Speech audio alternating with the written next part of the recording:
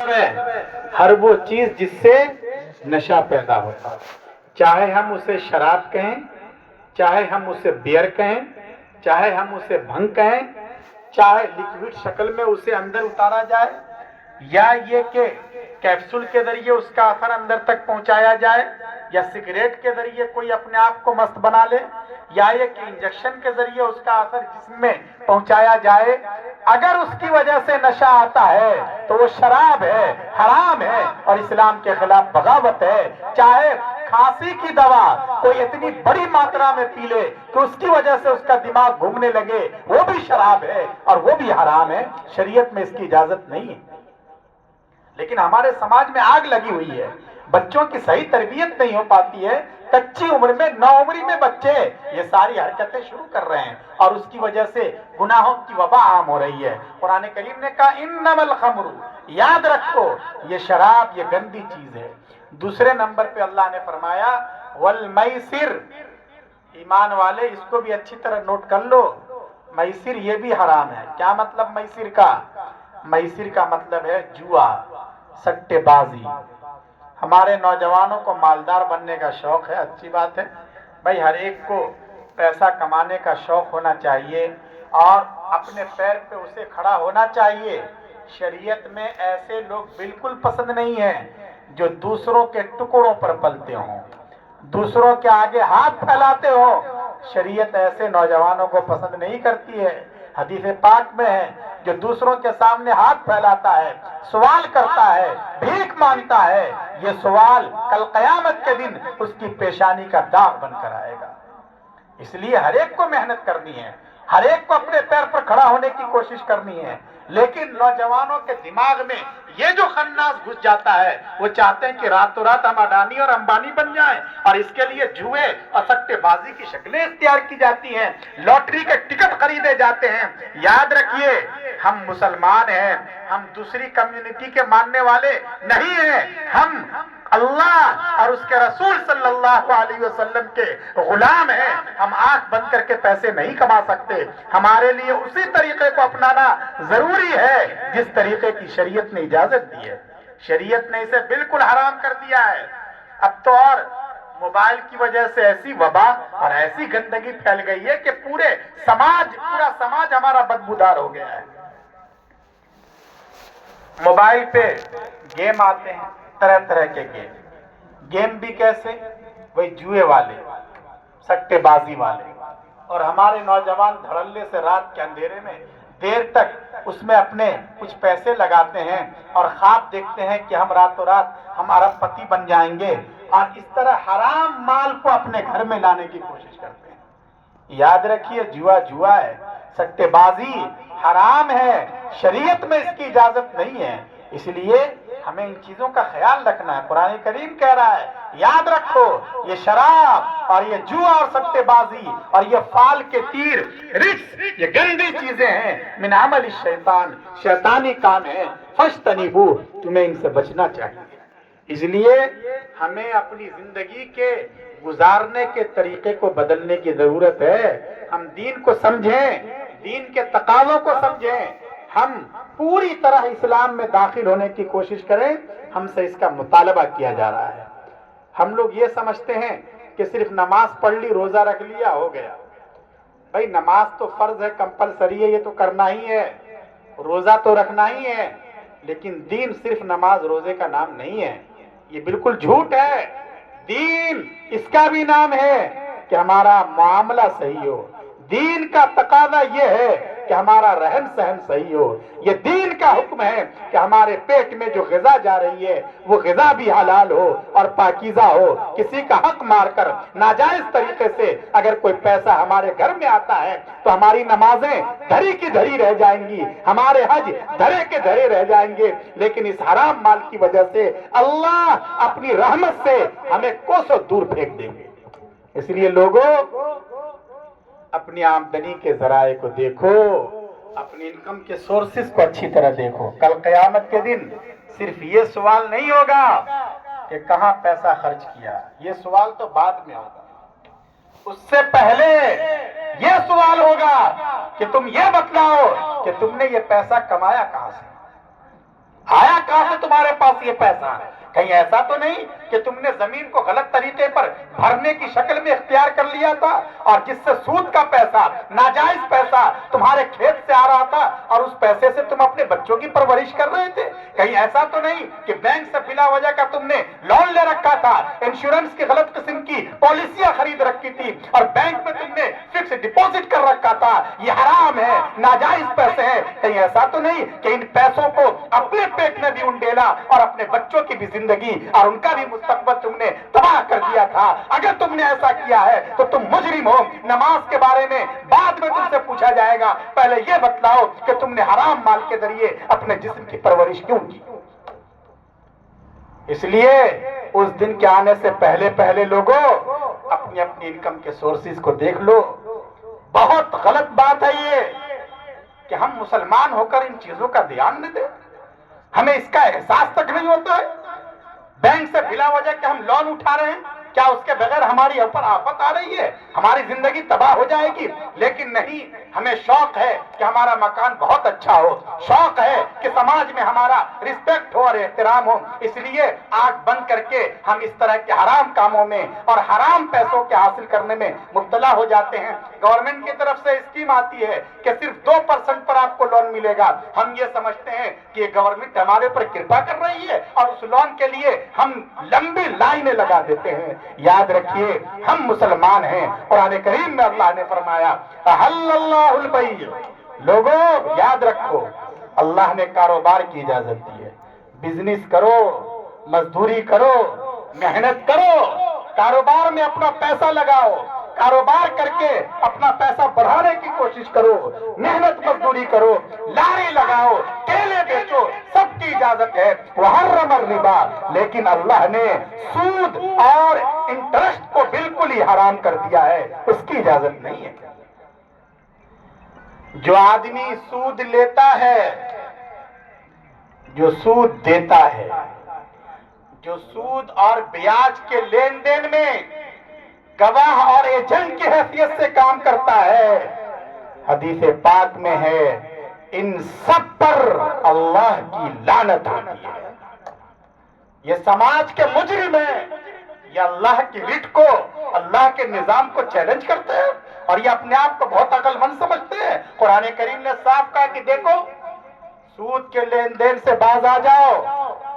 اگر اتنا سمجھانے کے باوجود بھی، بتانے کے باوجود بھی اگر تم باز نہیں آتے، فَأْذَنُوا بِحَرْبٍ مِّنَ اللَّهِ وَرَسُولِهِ، تیار ہو جاؤ، اللہ اور اس کے رسول کی طرف سے تمہارے خلاف اعلان جنگ ہے۔ اس لیے ہمیں بہت سنجیدگی سے غور کرنے کی ضرورت ہے۔ اب تو صورتحال اتنی خراب ہو گئی ہے کہ بعض گاؤں اور دیہات کے بارے میں یہ معلوم ہوا کہ وہاں مالیاتی کمپنیاں جاتی ہیں، ان کے ایجنٹ جاتے ہیں اور وہ لوگوں کو الگ الگ اسکیموں کے تحت لون دیتے ہیں، سودی قرض دیتے ہیں۔ بعض کمپنیاں تو وہ ہیں جن کے ایجنٹ صرف ماں اور بہنوں کے نام پر یہ پیسے ریلیز کرتے ہیں، صرف عورتوں کے نام پر یہ سودی قرضے دیے جاتے ہیں، اور اس محلے کے جتنے مسلم نوجوان ہیں ان کی عقل پہ پردہ پڑ جاتا ہے، ایسا لگتا ہے ان کی غیرت مٹ گئی اور وہ اپنی بیویوں کے نام پہ، اپنی بہنوں اور گھر کی عورتوں کے نام پہ یہ حرام مال لینے کی اجازت دے دیتے ہیں۔ اس طرح یہ حرام مال، اللہ کے غضب کو دعوت دینے والا مال ہمارے بیڈ روم تک پہنچ رہا ہے۔ کیسی آفت آ رہی ہے؟ پھر ہم یہ سمجھیں کہ اللہ کی رحمت آئے گی؟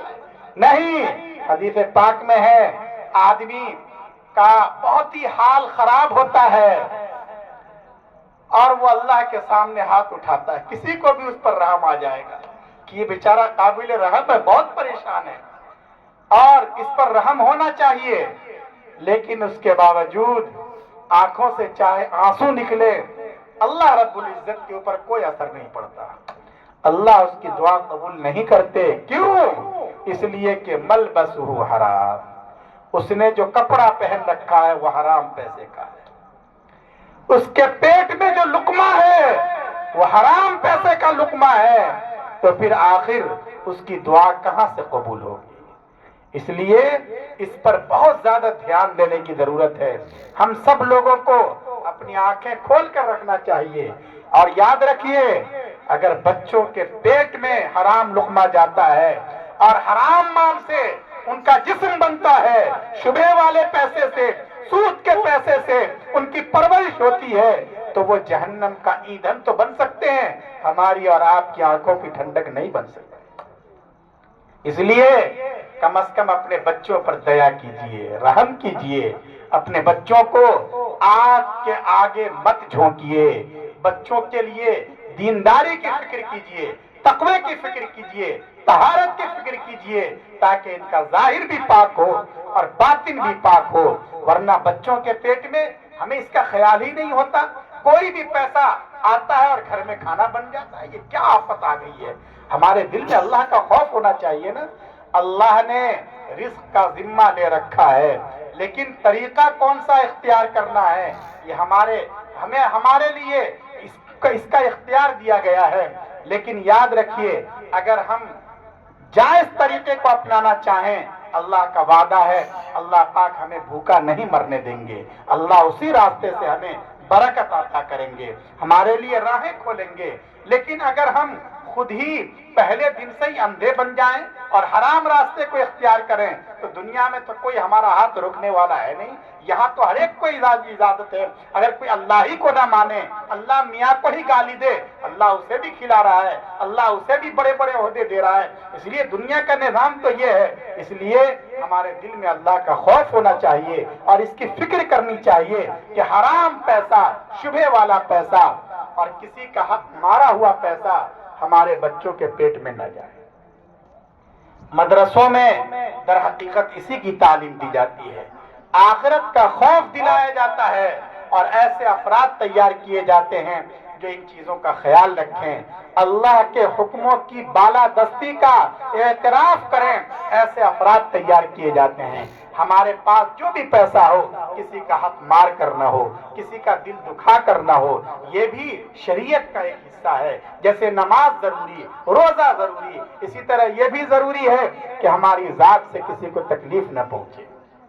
ہمارے محلے میں رہنے والے لوگ اگر ہم سے دکھی ہیں، ہم سے پریشان ہیں، پڑوس میں ایک غریب فیملی رہتی ہے جس کے بہت سے بچے ہیں. بچے کبھی کبھی کھیلتے ہیں، کھیلتے ہوئے کبھی گیند اگر ہمارے صحن میں آ جائے تو ہم اس کو بالکل ایسا لگتا ہے جیسے آسمان کو سر پہ اٹھا لیتے ہیں. گالن گلوچ شروع کہ کیا سمجھ رکھا ہے. اور اس طرح ہم نے آس پاس والوں میں دہشت پیدا کر رکھی ہے. ہمارا پڑوسی ہم سے دکھی ہے. رسول اللہ صلی اللہ علیہ وسلم نے بالکل کلیئر کر دیا، دیکھو لا یؤمن من لا یأمن جارہ بوائقہ، کہ جس کے شر سے، جس کی پریشانی سے اس کے پڑوسی محفوظ نہ ہو، چاہے سماج کے لوگ اس کا خوب رسپیکٹ کریں، سمان کریں، حاجی صاحب کہلائیں اور وہ عالم صاحب کہلائیں، کچھ بھی کہلائیں، لیکن صحیح بات یہ ہے کہ اگر پڑوسی دکھی ہے لا یؤمن، تو یہ اس بات کی دلیل ہے کہ اس کا ایمان مکمل نہیں ہے، وہ ایمان والا نہیں ہے. ایسا کیسا ایمان والا ہے تو اس کا ایمان اسے اس پر آمادہ نہیں کرتا کہ میں اپنے پڑوسی کو چین کی زندگی سونے دوں. المسلم من سلم المسلمون من لسانی و یدی، مسلمان وہ ہے جس کی زبان سے اور جس کے ہاتھ سے دوسرے مسلمان محفوظ رہیں. اس لیے ہمیں ہمیشہ اس کی فکر کرنی چاہیے کہ ہماری ذات سے کسی کو تکلیف نہ پہنچے، ہم کسی کا دل نہ دکھائیں. اللہ کے یہاں یہ بہت بڑا جرم ہے، کسی کو گالی دینا، کسی کا دل دکھانا، کسی کی غیبت کرنا، کسی کی عزت پر کیچڑ اچھالنا، کسی کی ماں اور بہن کے بارے میں چوک چوراہے پر بیٹھ کر کمنٹ کرنا. اللہ رب العزت کو یہ بہت ناپسند ہے اور یہ سب آفتیں خود ہمارے اوپر آتی ہیں. تو اس لیے ہمیں ان چیزوں سے بچنا چاہیے اور شریعت کے تقاضوں کو سمجھنا چاہیے. ہمارے معاملات بھی درست ہوں، ہمارا معاملہ جس کے ساتھ ہو دیانتداری کے ساتھ، صفائی کے ساتھ، سچائی کی بنیاد پر ہو. ہم کسی کو دھوکہ نہ دیں، ہم کسی کو پریشان نہ کریں. ورنہ یاد رکھیے ہوتا کیا ہے ہمارے یہاں، ہمارے معاملات اتنے خراب ہو گئے ہیں کہ اب تو جلدی کوئی کسی کو قرض بھی نہیں دینا چاہتا. پتہ نہیں وقت پر واپسی ہوگی یا نہیں ہوگی، اور ہم لوگ بھی ان چیزوں کو اہمیت نہیں دیتے۔ ایک نے دوسرے کا قرض لے رکھا ہے، جب ٹائم پورا ہو جائے گا اور وہ مطالبہ کرے گا کہ بھائی وقت پورا ہو گیا قرض لوٹا دو، تو یہ صاحب اپنا موبائل ہی اٹھانا اور وہ سوئچ آف کر لیں گے اور موبائل ہی ریسیو نہیں کرتے، فون ہی نہیں اٹھاتے، اور پھر یہ کہ کیا تم کو ہمارے اوپر اعتماد نہیں ہے، ہم تمہارا قرض لے کر بھاگ جائیں گے، اس طرح کی باتیں کرتے ہیں۔ یہ سب کیا ہے؟ یہ شریعت کے کو نہ سمجھنے کی بات ہے۔ دیکھیے معاملے کا درست ہونا بہت ضروری ہے۔ قرض ایسی بڑی چیز ہے کہ شریعت میں یہ ہے کہ ایک آدمی اگر مر جاتا ہے اور اس کے اوپر کسی کا قرض ہوتا ہے، دین ہوتا ہے جو اس نے ادا نہیں کیا، تو اس کی جان اٹکی رہتی ہے، اس کی مغفرت کا فیصلہ نہیں ہوتا۔ اللہ کے راستے میں شہید کا بہت اونچا مقام ہے۔ بھئی اونچا مقام ہے نا شہید کا، اس سے بڑھ کر کون ہوگا؟ آدمی کے پاس جو سب سے قیمتی چیز ہے اس کی جان ہے نا، لیکن اس جان کو اللہ کے لیے قربان کر دیتا ہے، اس لیے اس سے اونچا مقام کس کا ہوگا؟ حدیث پاک میں ہے کہ جب آدمی اللہ کے راستے میں شہید ہوتا ہے تو اس کے خون کا قطرہ زمین پر گرنے سے پہلے اللہ رب العزت اس کی مغفرت کر دیتے ہیں، اتنا اونچا مقام۔ لیکن اسی حدیث میں ہے کہ اگر اس شہید کی گردن پر بھی کسی کا دین اور قرض ہوتا ہے، کسی سے ادھار لے رکھا ہے اور اب تک ادا نہیں کیا، تو چاہے وہ شہید ہو جائے پھر بھی اس کی مغفرت کا فیصلہ نہیں ہوتا کہ بھائی پہلے قرض والوں کو قرض تو ملے، پیسے والوں کا پیسہ تو واپس ہو، اس کے بعد دیکھا جائے گا۔ اس لیے مرنے کے بعد ہمارے ذہن میں یہ کہ ایک آدمی مر گیا، اس کی جتنی پراپرٹی ہے، جتنا پیسہ ویسا ہے، سب اس کے بیٹوں میں بیٹیوں میں تقسیم کر دیں۔ خیر اس میں بھی ہمارے ہاں غلطیاں ہوتی ہیں، بعض دفعہ صرف بیٹوں میں تقسیم کر دیتے ہیں، بیٹیوں کو تو بھول ہی جاتے ہیں، حالانکہ ان کا بھی حق ہوتا ہے اور شریعت نے ان کا حق دے رکھا ہے۔ اگر یہاں ان کی بیٹیوں کو حق نہیں ملتا ہے تو کل قیامت کے دن اللہ کے دربار میں مقدمہ دائر کر کے یہ اپنے اپنے بھائیوں کا گریبان پکڑیں گی۔ یہ جو پھوپھیاں ہیں یہ اللہ کے دربار میں اپنے حق کا مطالبہ کریں گی، تو اس وقت ادائیگی اتنی آسان نہیں ہوگی۔ بہرحال عام طور سے ہم یہ سمجھتے ہیں کہ اگر مر گیا مرنے والا تو اس کے بیٹوں اور بیٹیوں میں اس کی جائیداد، اس کا مکان، یہ سب تقسیم ہو جائے گا، لیکن شاید ہمیں صحیح مسئلہ معلوم نہیں ہے۔ مسئلے کے اعتبار سے قرآن کریم میں اور حدیث پاک میں جو ترتیب ہے وہ ترتیب یہ نہیں ہے کہ مرنے والے کی ساری جائیداد اور پراپرٹی اس کے بیٹوں کو دے دو، بیٹیوں کو دے دو، ایسا نہیں ہے۔ شریعت کا ضابطہ یہ ہے کہ اس سے پہلے یہ دیکھا جائے گا کہ مرنے والے نے کسی کی دکان سے ادھار تو نہیں کھا رکھا ہے، مرنے والے کے گردن پر کسی کا دین اور قرض تو نہیں ہے۔ اگر اس نے کسی سے قرض لے رکھا ہے تو پہلے اس کے چھوڑے ہوئے مال سے قرض کی ادائیگی ہوگی۔ اب اس نے کل 10 لاکھ قرض کر رکھا ہے اور اس کے مکان اور سارا کچھ کو اگر جوڑا جائے تو 10 ہی لاکھ کا بنتا ہے۔ شریعت کہتی ہے کہ پہلے قرض والے کو ادا کرو۔ بھیا بچوں کا کیا ہوگا؟ اس کی بیوی کا کیا ہوگا؟ اس کی بیوی کے پاس تو ایک مکان بھی نہیں رہ جائے گا۔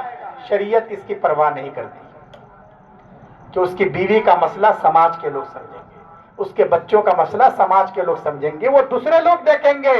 شریعت کا حکم یہ ہے کہ پہلے اس کا مال جن لوگوں سے اس نے قرض لے رکھا ہے پہلے ان پر تقسیم کرو۔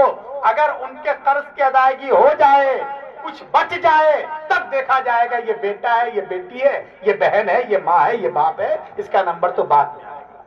اس سے آپ اندازہ لگا سکتے ہیں کہ قرض کی ادائیگی کتنی اہم چیز ہے، لیکن ہم لوگ ان چیزوں کو اہمیت ہی نہیں دیتے۔ ہم لوگوں نے پتہ نہیں دین کو کیا سمجھ رکھا ہے اور دین کو اپنی مرضی سے اپنے حکموں کے تابع کر رکھا ہے۔ دین یہ نہیں ہے۔ ہمارا معاملہ بھی درست ہونا چاہیے، ہماری رہن سہن بھی اچھی ہو، ہم لوگوں سے ملیں، اخلاق سے ملیں۔ وَخَالِقِ النَّاسِ بِخُلُقٍ حَسَنٍ، لوگوں کے ساتھ مسکراتے چہرے کے ساتھ پیش آؤ، اچھے اخلاق سے پیش آؤ، یہ دین سکھلاتا ہے۔ رسول اللہ صلی اللہ علیہ وسلم نے فرمایا خیرکم خیرکم لأہلی، کہ دیکھو تم میں سب سے اچھا اور بہتر آدمی وہ ہے جس کا اپنی بیوی کے ساتھ، اپنے گھر والوں کے ساتھ، اپنے بچوں کے ساتھ جس کا معاملہ اچھا ہو، وہ سب سے بہتر ہے۔ صرف یہ نہیں کہ باہر تو لوگوں کی خوب سیوا کرتا ہے، غریبوں کے کام آتا ہے، اور گھر میں جا کر ایسا لگتا ہے جیسے اس کی ناک پر ہی غصہ ہے، کبھی مسکراتا تک نہیں ہے۔ ایسے لوگ اللہ کے یہاں اچھے نہیں سمجھے جاتے، چاہے باہر لوگ ان کی عزت کریں۔ خیرکم خیرکم لأہلی، تم میں اچھا وہ ہے کہ جس کا اپنے گھر والوں کے ساتھ، بیوی بچوں کے ساتھ بھی اچھا تعلق۔ یہ شریعت ہے، اس لیے ہمیں دین کو سمجھنا چاہیے۔ بہرحال آپ حضرات قابل مبارکباد ہیں کہ آپ کا مدرسے سے تعلق ہے، آپ کا ادارے سے تعلق ہے، آپ کا علماء سے تعلق ہے۔ یہ تعلق ہمیشہ رہنا چاہیے، مضبوط ہونا چاہیے، مستحکم ہونا چاہیے۔ مدارس کی فضا عام ہو، دعوت و تبلیغ کی محنت کو اور زیادہ عام کرنے کی ضرورت ہے، کیونکہ یہ فتنوں کا زمانہ ہے، لوگوں کے ایمان پر، لوگوں کی فکروں پر، عقیدے پر حملے ہو رہے ہیں۔ اس لیے ہمیں ان حالات کو سمجھنا ہے، اور یہ مدرسے ماشاءاللہ آپ کا یہ ادارہ یہ بہت اہم خدمات انجام دے رہا ہے، اور آج بھی آپ دیکھیں گے